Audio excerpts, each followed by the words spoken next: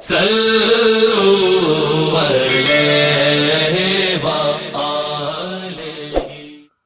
حضرت ابو ہریرہ رضی اللہ تعالی عنہ سے روایت ہے کہ رسول اللہ صلی اللہ علیہ وسلم نے فرمایا، پیر اور جمعرات کے دن جنت کے دروازے کھول دیے جاتے ہیں اور ہر اس بندے کی مغفرت کر دی جاتی ہے جو اللہ تعالیٰ کے ساتھ کسی کو شریک نہیں بناتا، اس بندے کے سوا جس کی اپنے بھائی کے ساتھ عداوت ہو۔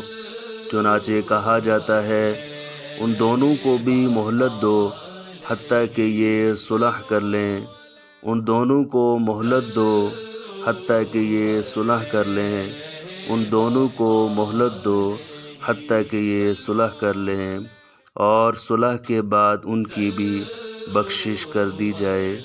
صحیح مسلم۔